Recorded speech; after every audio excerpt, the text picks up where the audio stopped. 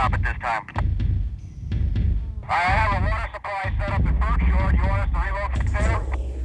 That's affirmative. Let's go ahead and protect Berkshire. Fire's blown up. It's a full running crown fire, 100, 150 foot flame length. The smoke just turns the blackest that you've ever seen. My home is gone. All gone.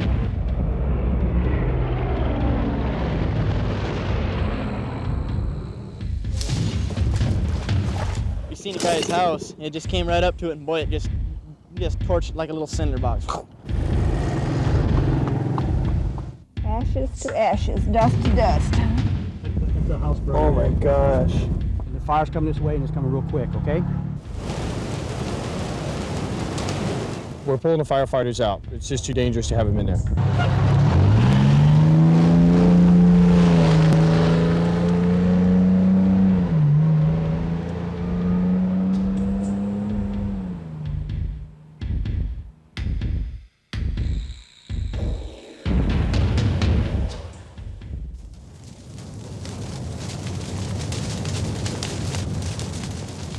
We heard it would be a bad fire season, but never did we expect anything quite like this. Good evening, I'm Jason Moore. Tonight, for the next half hour, Channel 2 News will take a look back at Alaska's most destructive wildfire and the small community which would pay the price. Big Lake is a place where dreams come true, a place of beauty and escape. June 2nd, a Sunday afternoon, firefighters attack a small brush fire in nearby Houston. It appears insignificant, but Big Lake is a time bomb waiting to explode. 24 hours later, the winds pick up. This place of beauty is about to turn ugly. I requested that from air attack, east-west drop. Across the head, we've got multiple spots in here. We've got 3 engines in there. We had a fire that basically in the middle of the fire from yesterday that started off again. It blew up in there. When it did, it jumped across the lines that had been established. Fed by dry spruce trees and swirling winds, the fire takes on a mind of its own. We had a very bizarre wind. We had winds out of the northeast, which is almost unheard of. Fires crossing Big Lake Road at Kenlarb, full crown, structure involved. The priorities are life right now, property, and then objectives. We can't establish any objectives because the fire is moving too radically.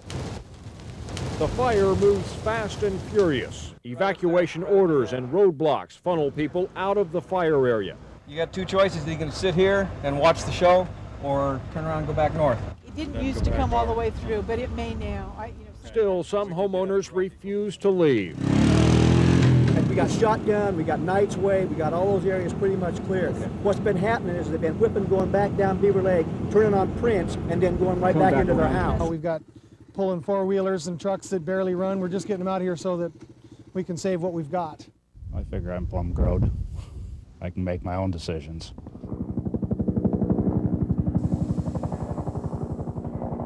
I'll leave when it gets bad. Small contingents of volunteer firefighters find themselves outmatched, helpless to stop the spread of the flames.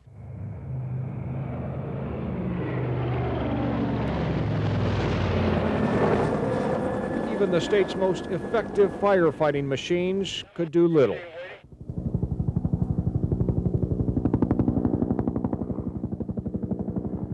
Those inside the fire lines were losing the battle. Sprinklers on my roofs, and I got them on my bird buildings, and it just got so hot in there. I got to leave. I got to go. You know, my wife's sitting on down here, so I got to go.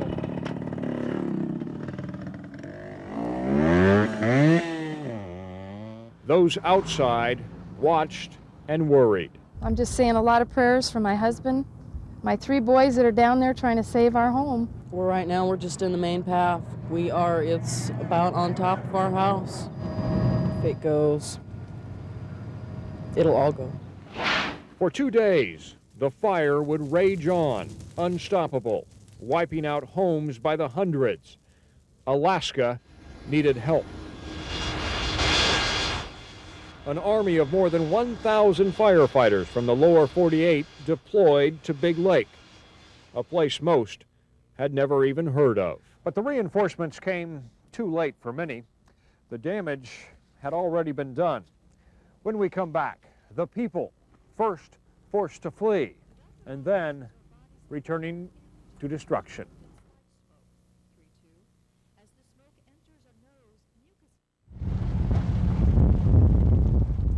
It's still rolling pretty good this way.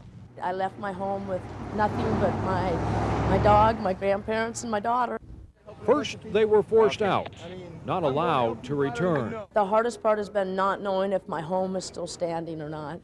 Cindy Estes, one of the hundreds with nowhere else to go. In 1 hour, we've had the shelter population grow from 150 to 250, and it is still growing. The Red Cross turned Wasilla High School into home for the evacuees. You can pick out a stuffed animal and Volunteers tried to relieve the misery and uncertainty. Fire's direction is moving west with a little bit of veering to the north. It has been through Beaver Lakes and is headed toward Horseshoe. But don't forget that there's a possibility of evacuation. And so that's the scenario here right now. The firefighters The area is closed to that recreation area is closed. Burma Road, all of that area. So for 2 days, they waited, unable to return, not knowing. You're told, get out, and you see this wall of flames, but nobody knows. They can't tell you, is everything that you've worked your entire life destroyed? You don't know what's left, and nobody will give you that information. So it's like being held told to balance yourself on a pin, and you can't fall off. And the stress is just horrendous. So you're doing this at your own risk, okay? You have 3 hours in the area. Finally, they could stand in line for a permit to return home. What many found would break their hearts. It's unbelievable. This is all my property here. There was a house over there, next door neighbors. This was an RV storage shed. Next to it was a greenhouse. And next to it was a 3-car garage. And then out toward the lake, there was a 2-story home for last Monday. Lynn and Nancy Richieson lost their retirement home, their sanctuary. It's still smoking.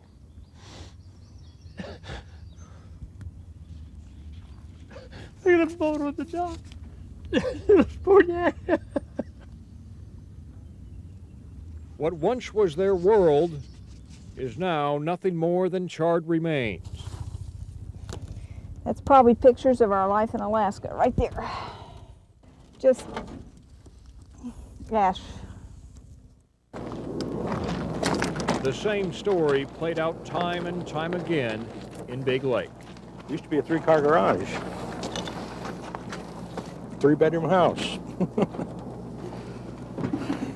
All gone. It looked like somebody threw everything, dug a hole and threw a bunch of trash in it and lit it. Hi.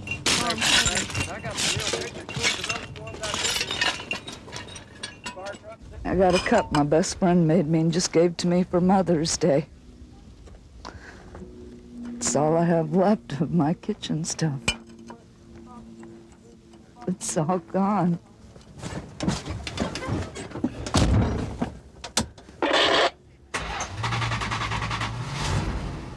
Big Lake volunteer firefighter Brian Cobb can sympathize with the victims. He tried to save their homes. First night we stopped the fire back here.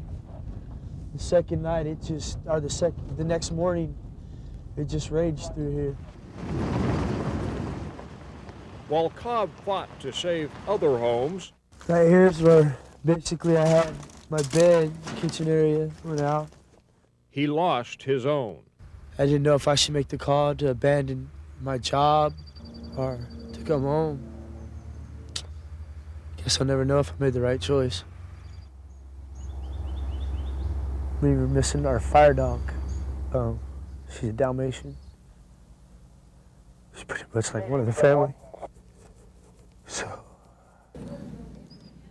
Something else is missing from Big Lake, the Klondike Inn, one of the area's largest resorts. We always worried about the fire from within.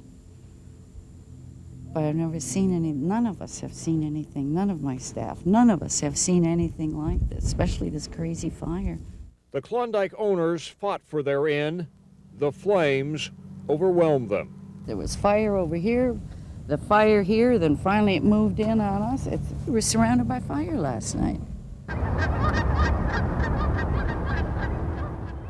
The fire claimed more than 300 buildings in all. So much loss, so much pain. It's always been a place that when you came here, you never wanted to leave.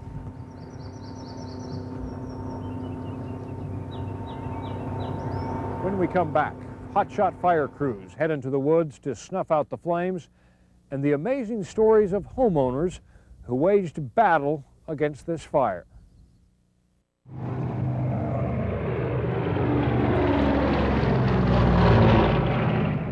For 4 days, the air assault against the Big Lake fire continued, but it would take more to put this fire out.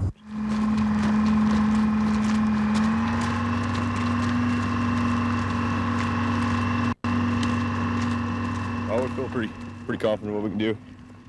It's easy to be confident when your title is hotshot. Hotshot crews from all over the western United States came to fight fire in Big Lake. Oh, they put you in areas where most danger and also the greatest rate of spread, and we're trained for it. You don't get to be a hotshot by walking slow or carrying a light load. I've been doing it for about 8 or 9 years now, and I still love this. What you do is you try to get the coals out, because the flare-ups start to continue. The wind will come down, blow in here, and shoot up the flames. So when we put them out, we don't have to worry about that. Yeah. That's why a lot of these fires restart, is you got this happening, the RH drops, shoots up into this burnt stuff, and it just burns like crazy. Standing on a very, very hot spot here. Trying to keep the fire out of this green finger, because it gets a run from the green finger and bumps our line, it could spot over. So that's a strategy in the handbasket.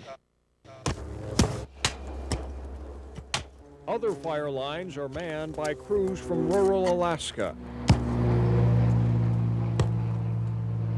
We're working 50 to 100 feet in, and we got to contain all these hot spots.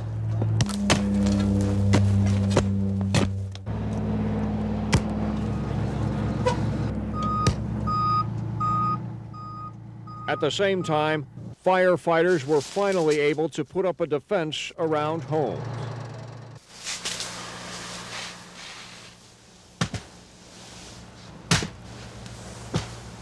We're just jumping around trying to save as many homes as we can. Water supply is pretty good and doing our best. It's kind of discouraging when you lose the structure, but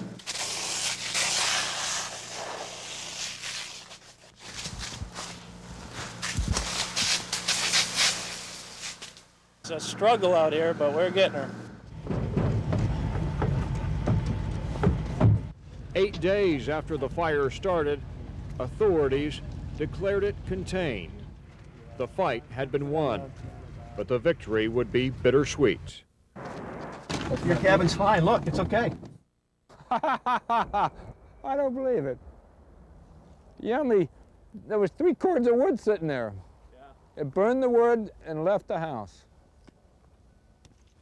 The Lord has a merciful hand. Bob Teedy's cabin was spared, but while checking it, he noticed fire threatening a neighbor's cabin. Teedy and 2 friends went into action.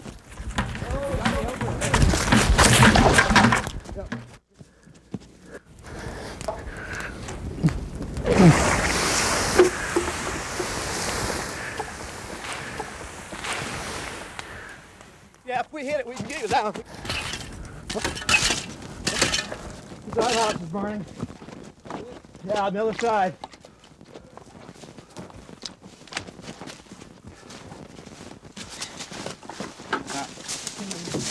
Yeah, I get some water here. Struggling doing it. Bob Teedy is the kind of neighbor everyone wants, but he wasn't alone in fighting to save his property. These are the people who resisted the evacuation orders or maneuvered around the roadblocks. For whatever reason, they stayed behind the lines to save their homes. When you get to living in an area for a while, you get to know who travels it. And I was worried about thieves and looters. Had there already been some in here? Well, we just, did as good as we could with the little bit of resources we had. Iditarod champion Martin Boozer's voice is nearly gone. His eyes are bloodshot, but his Big Lake home stands. Boozer fought the flames from his front yard. It was like David and Goliath, I was standing against walls of flames easily 50 feet tall, roaring at us, and I would just spray that water. And miraculously enough, even that little bit of water would help a tremendous amount. Boozer evacuated his 80-plus sled dogs to an island in Big Lake. He threw his racing gear into the lake and then returned to save his home. As the fire was closing in on Boozer's home, he decided he needed some reinforcements. He came to a nearby fire station at Big Lake and found this truck. Problem was, it was inside and the door was locked. The smoke inside the fire hall was getting so bad, we decided just to drive the truck, and make a B-rated movie and drive the darn truck right through the door. Tire marks soil what's left of the garage door. I keep saying I don't want to fight a lot, but when I pick a fight, I want to win it. Martin Boozer won his fight, but for those who didn't, help was on the way. When we come back, the incredible show of support for fire victims. Cream of celery. I have a box right here. Cream of celery. Broccoli is down here. Loretta McCarthy probably has better things to do than sort soup cans. Campbell Soup and I aren't going to have anything in common for the next couple of months. McCarthy is helping at the Red Cross shelter because she has something in common with the hundreds of victims here. She knows it could have been her. Oh, yeah. I mean, these people, my son was, he's a lineman out there, and he said, Ma, I go by one house, it's there. 2 hours later, it's gone. That could be my house. Anyway. We've got assorted fruits and vegetables here. I just took a box down there that had assorted vegetables in it. People gave their time. They gave their money and goods. And to some, they gave their strength. We had people show up yesterday. I don't even know who told them to come. They just showed up. And they said, well, so-and-so who knows so-and-so said, we need to come in and give you a hand. Do you need help? And if it hadn't been for all these people the last few days, dragging hoses at midnight and 2 and 3 in the morning and looking for hot spots and fighting walls of fire, we wouldn't have made it. Fires focus attention on what was lost.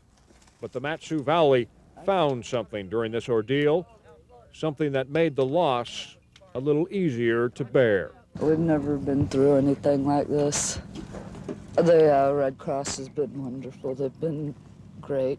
All the firefighters, they couldn't do any more than what they've done. They were great.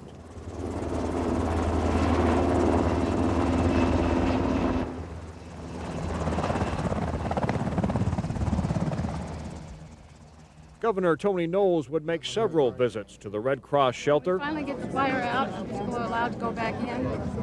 How is the state going to help us get set back up? I mean, we've already had problems with our insurance company.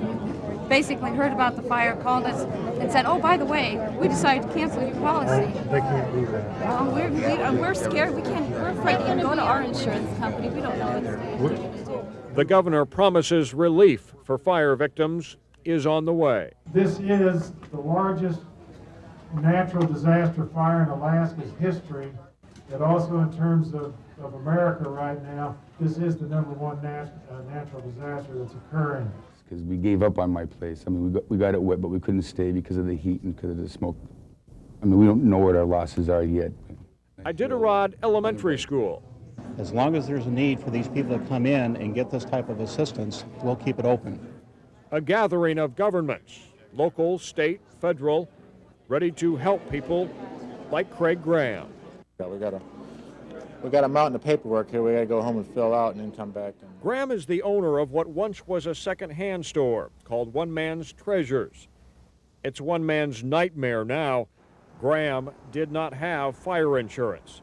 He learned about a low-interest loan he could get to rebuild his treasure, but he doesn't know how he'd pay for that loan. The business is gone, and so, there's not going to be any income coming in there for, for a while until it's back up. It'd take me, even my store, if we rebuild it here in the next couple of months, it's going to take me until next spring to get any inventory to even start making any money from it. The origin is out in this area, right in here. Meantime, fire investigators are zeroing in on what caused the blaze. Officials say it appears fireworks were involved and that it was intentionally set. That determination is doing little to deflect criticism away from firefighters. Fire department goes through and they just let them burn. They chase the people out, and I don't think it's right. A bitterness lingers among some Big Lake residents, upset they were forced to evacuate, not given a chance to save their homes. The weather caught everybody by surprise. Mark Bertels is the first fire commander on scene. It was under his watch the fire flared out of its containment lines Monday night. In my 14 years of experience, I've never experienced what transpired a week ago. He stands by his decision to evacuate residents and order firefighters to retreat. At that time, I never would have called anybody to attack the front of that fire. That would have been irresponsible, and it could have created a major disaster. To the firefighters' credit, if they erred, it was on the side of caution. Miraculously, no one was killed, and only 2 firefighters suffered burns. Already, Big Lake is rebuilding itself. The owners of the Klondike Inn hope to reopen in August. In time, the wounds will heal. In time, Big Lake will be a place for dreams and not despair.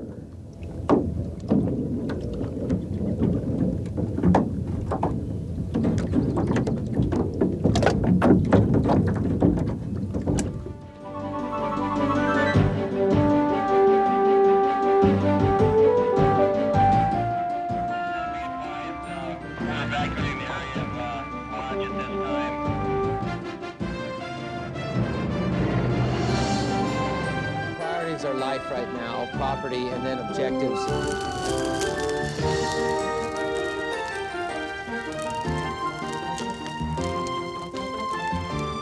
And then finally today, what helped me close the street, we run a hose out of there to get some of this underground fire going.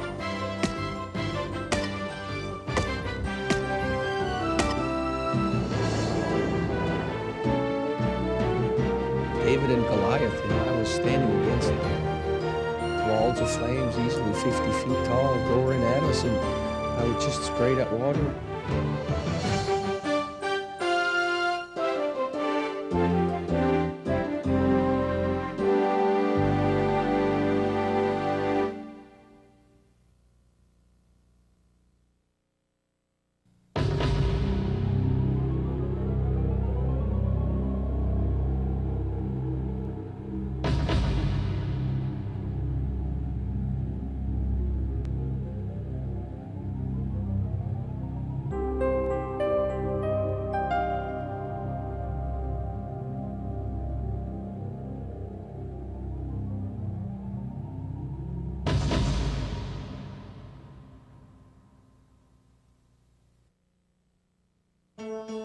If you'd like to order a copy of Channel 2's Wildfire, call 762-9202. The cost is $20, and all proceeds go to fire victims who lost their homes in the Millers Reach fire. Or you can write to Wildfire Video at KTUU TV, 701 East Tudor Road, Suite 220, Anchorage 99503. All checks should be made out to the Salvation Army.